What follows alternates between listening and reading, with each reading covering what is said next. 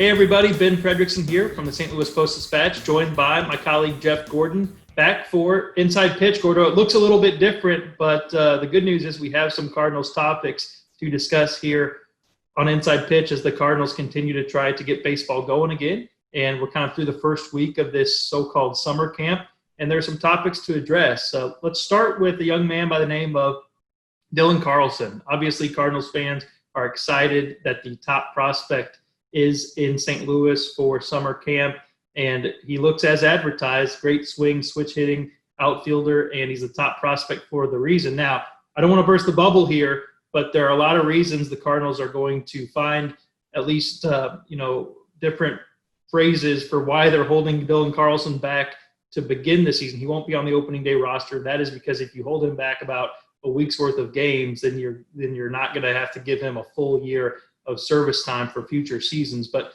the real debate is, when will he be up after that window expires? How much time do you think it'll be before we see Dylan Carlson in St. Louis?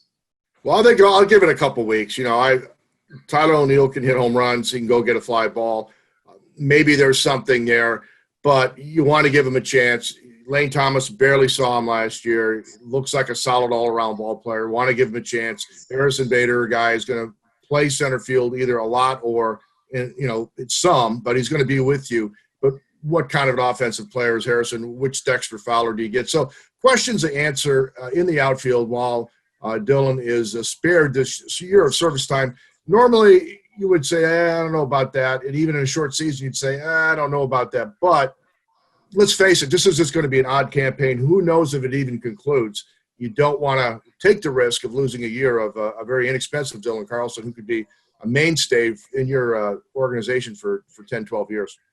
You could make the case, hey, try to keep him out of the season altogether and avoid him getting that Super 2 status. I was talking about this with our colleague Derek Gould, but do you really want to do that?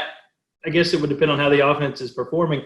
The other problem with that is the CBA could completely renegotiate what arbitration looks like after the 2021 season. So if you're in it to win it this year, you want to get Dylan Carlson here sooner rather than later, especially if the offense is underperforming, and that was a big problem for this team last season. So one of the things that could factor into this outfield competition is the arrival of the DH to the National League. Now, we'll pause, a moment of silence for the traditionalists who are very upset by this. I've upset many of them by being pro DH.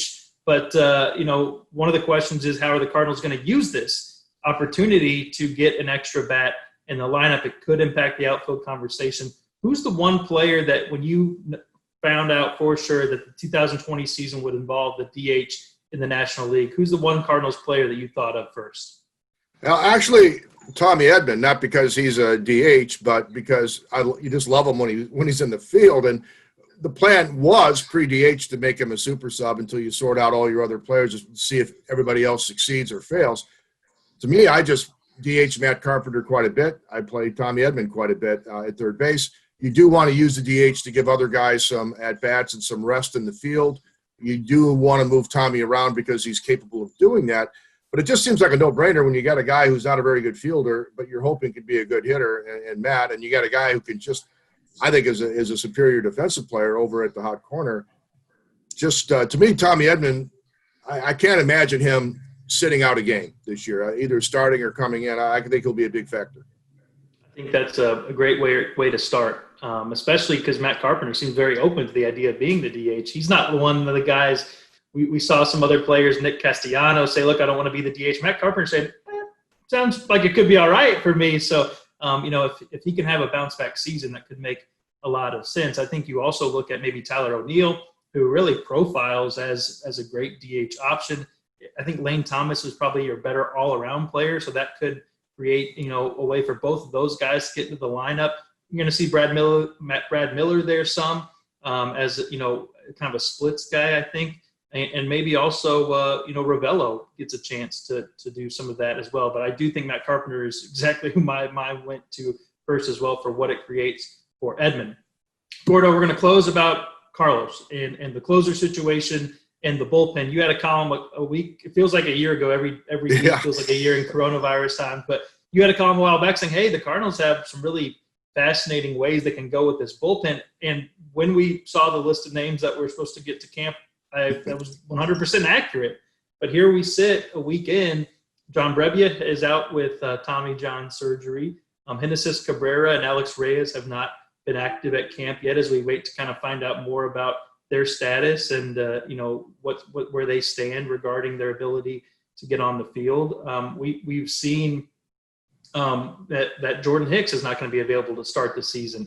There's been some significant problems with this bullpen to start. How do you think that factors into the closer situation? The Cardinals have 6 starters, but they say they're determined to have 5.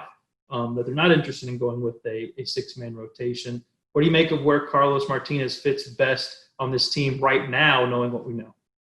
Yeah, it's great because he is your best reliever right now. Gallegos did a great job as a setup guy last year, but and expecting him to close, it's a whole different beast. Carlos has proven he can do it. But a healthy Carlos Martinez, I'd argue, is also your second best starter behind Jack Flaherty. That's a heck of a 1-2 hammer if Carlos is Carlos. But then again, going back, what about your bullpen?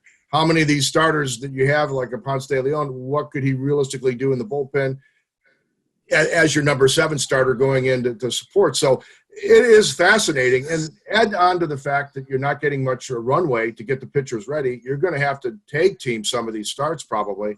And you're going to see a lot of fluidity to this bullpen. You talk about a bullpen by committee. This could be like a bullpen by Army, and the closer by committee could be like a closer by Army. Yeah, I look at Ryan Helsley, and also even maybe somebody like an Andrew Miller. If he can be sharp, he could perhaps handle some reps there. Also, Junior Fernandez, a power arm. These guys don't have you don't have as much experience with Helsley and Fernandez, but they have the kind of the repertoire. Maybe they could become that closer, and if they could do that, then you're right. Then you can find a way to get Martinez in the rotation. Of course, then you got to figure out what to do with Kim.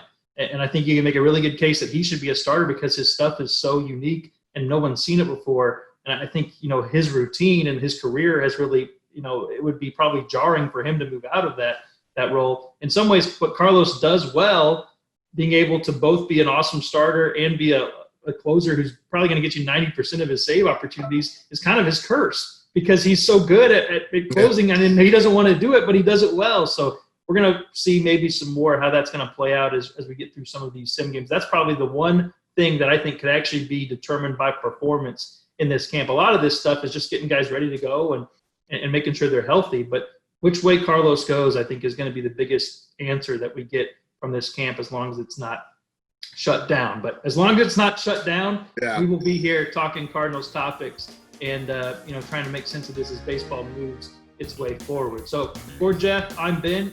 Thank you for understanding why we've been gone for a while, but we're glad to be back, and we hope we'll be doing this weekly here moving forward. We'll talk to you next time.